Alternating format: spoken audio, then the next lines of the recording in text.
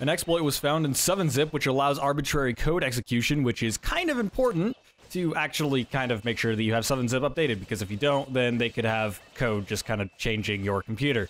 And that's never a good thing. Also, on a side note, that's not really the topic of this video, but Twitter is also suggesting that you should end up changing your password because they had some internal code that was bugged out and it was showing passwords in plain text. And so probably want to update your Twitter password as well, which is a little bit unfortunate. Won't be talking about that in this video, but of course it's still a thing to be aware of. And since I'm talking about security with 7-zip, I may as well mention it. Michael here with another topic video. So 7-zip is a compression program that I've been using for years, actually, and it's easily one of my most recommended pieces of software to tell people because it is actually really, really freaking good. So it's open source, and it's essentially just a compression kind of software that pretty much compresses into anything and extracts pretty much anything. And if anything else ever comes along the lines, the open source community definitely jumps on it and gets it working. Like when they ended up introducing RAR 5, it only took them about a month to actually execute something and make it so that it could decompress them, which is actually quite impressive.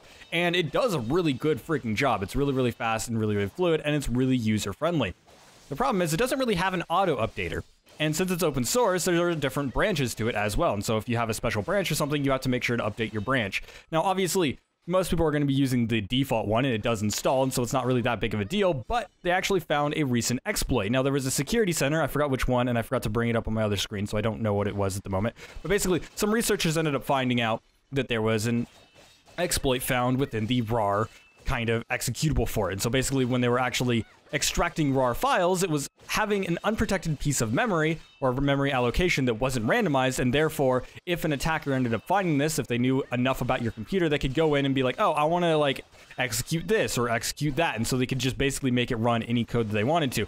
Now, in theory, unless they had like an exact knowledge of your computer, which would mean that you're already screwed, then they really wouldn't be able to use this all that efficiently. However, an OS, let's say like Windows or Linux, will have a specific location for things like permissions, and so they could end up using this to actually access those permissions, change it, and then give it to something that is like malware. So for example, a malware could have like a RAR file, or let's say you downloaded it somewhere like, oh, you need this and this, and that RAR file could end up having this execution to where it just changes a permission for like a specific file. It could be very, very small and not be picked up by most antiviruses because of this exploit being within 7-zip. What this actually means is they could enter in whatever code they wanted to within that piece of memory that was unprotected, and then it would act as if it was being ran by 7-zip. And so your computer's like, oh, it's just 7-zip trying to do this. Okay, cool. So it changes a permission for a file, and then that file could be malware that could then execute everything that it wanted to and actually completely destroy your computer, get personal information, find your passwords, etc., etc. And one of the scariest parts about this is the fact that if you're not careful and you actually, you know, again, you have to actually go and download things for this, and it's only in the RAR executable thing. But let's say there was a malware or whatever. The scary part is that they could have a small file within its own malware that wouldn't be picked up by, you know, stuff like antivirus. Maybe it's new or something along those lines. So it could be like a very innocent looking file, but to 7-zip, it would look like a RAR file. And so it could call to 7-zip and be like, hey, because this is a feature of 7-zip, is allowing other programs to actually use it. I just noticed my frame rate is ridiculously low. I don't know why that is. I apologize for that. My capture's just screwing up. It always does in this game. I didn't optimize it before I started recording because I was streaming this game yesterday, and so I literally just kept all of that stuff the same and went back to my normal recording stuff, and it is dropping frames like mad, so I apologize for that. Anyways, my recording's not set up properly. But the scary part is they could have that small file that's like a RAR file, and then call like 7-zip to execute it. So when it ended up doing that, it could have the arbitrary code, run that arbitrary code to change permissions, and then it could extract all of the files that would normally be picked up by an antivirus or something like Windows Defender, and then just completely kind of run amok, which is something that's happened with other compression programs before. WinRAR had this problem years ago, and WinRAR has had a bunch of malware issues and vulnerabilities that still haven't really been fixed all that often. I think they finally updated it, but I stopped using it like 2 years ago because it had so many security vulnerabilities, and there's several other ones out there as well. And so 7-zip, however, is kind of open source, and so they've been able to kind of go in and look at code, and there's a bunch of people looking into it. And when you actually have people like me that use it, I didn't mean to use that. When you have people like me that use it on a daily basis, you know, there are people interested in keeping it secure. And so yeah, they just ended up finding this one, and it's kind of important. They ended up patching it right away, and so it is already patched. So go ahead and download the new 7-zip at 7zip.org. So it's like 7-zip.org, and they'll just have the new executable right at the top. You just download it and install. Boom, done. And it's fairly quick to install. It's a very small program. It's not even like a megabyte large or anything, and so it's not like a big deal. And if you are wondering, like, oh my god, did they actually fix this? You can literally go look at the code.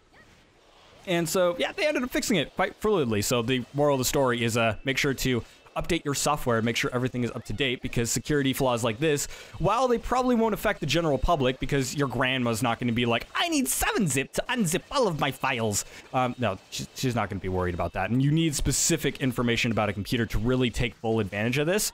And so it's not like, oh my god, it's going to affect everyone in the entire world. 7-zip is, even though it's used by millions of people, it's still a fairly niche program in the grand scheme of things. And so what could actually this end up affecting is stuff like companies or small specific targets they wanted to actually attack. Again, it could be put into general malware. It could be put into something that, you know, could be looking for this program but just wouldn't execute otherwise. And so that is still a general concern, but not everyone's going to have 7-zip installed. But yeah, just make sure all your programs are installed. Even though I use it every single day, I don't update it every single day. I don't keep it updated very often, and it kind of needs like an auto update feature. Some people have been talking about that. It probably does in the settings somewhere that I've never really looked for.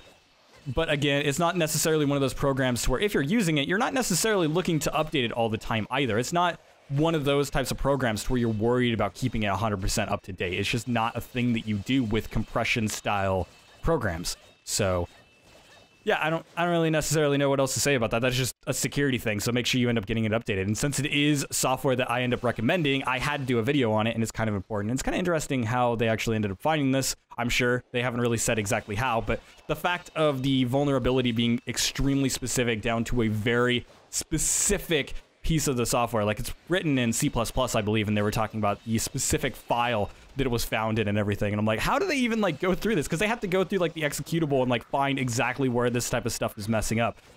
And crazy, like crazy interesting to me. Anyways, that's pretty much that. And you know what, if you're actually using 7-zip or you're looking for a compression style program, I still recommend 7-zip. I did see some people talking about 7-zip and be like, oh, well, this is the downsides to open source. And the reality is, they're actually kind of saying that in the wrong direction, because this is the benefit of open source, because we can actually go through and look at the code and see what ended up happening. We can see who executed this. We can actually see if there's been backdoors implemented into 7-zip, and there's a lot of people going through. I imagine that if it wasn't open source, then this exploit probably wouldn't have been found by a research company. It would have been found by somebody looking to exploit it on a specific machine or in a specific environment, which is what normally ends up happening. And so it's been kind of caught before it was out in the wild, supposedly. I mean, there could have been somebody specifically using it, but the kind of obscurity of it doesn't really seem all that possible. And I probably should also throw out that I'm not like a major in, you know, computer software engineering or anything like that, so my descriptions are not exactly advanced. So maybe it's a little bit easier, or maybe it's a little bit harder than I'm kind of talking about, and maybe what I'm talking about isn't exactly possible. I know that there are permissions and things like that on certain types of machines, but most people aren't going to go through and set those up. Like, let's say, for example, you don't want 7-zip in a specific location on your computer, you can end up restricting that. But the thing is, you have to actually go through and physically restrict that. But yeah, so people are saying like, oh, this is the downside of open source. No, this is actually the benefit of open source, is that we're actually able to look into that, and anybody can go through and look for a vulnerability, which is tooth-horned. I mean, you know, somebody that was looking for an exploit could go through and theoretically find things like this and be like, oh, hey, you know, it's open source though, so anybody could end up looking at that and being like, oh, hey guys, like this is a problem. I use this software. I don't want this to be a problem. We should fix it. And that's, you know, the benefit of open source. Anyways, thank you guys so much for watching. Make sure to like and subscribe for more content like this one. And of course, you can end up checking out my website if you like other types of stuff that I end up doing at michaelpstanich.com. And you can also check out our gaming Discord at the Broken Chatterbox, link in the description.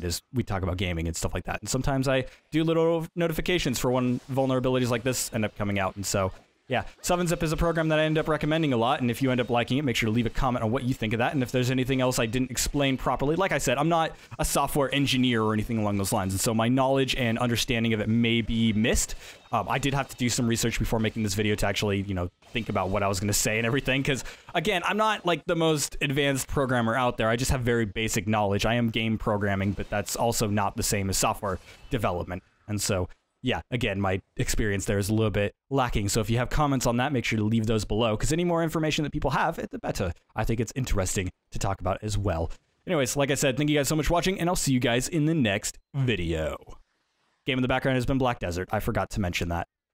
It's a fun game. It's what I'm playing recently, so if you noticed I was streaming it yesterday, that's why it's in this video, because I messed up. When I set up OBS, I set up the stream and I accidentally overwrote one of my default scene values, and so everything was screwed up. So I had to go through and like quickly set everything up, and my frame rate died during this video, and I don't know why. So I'll have to fix that. Anyways, like I said, thank you guys.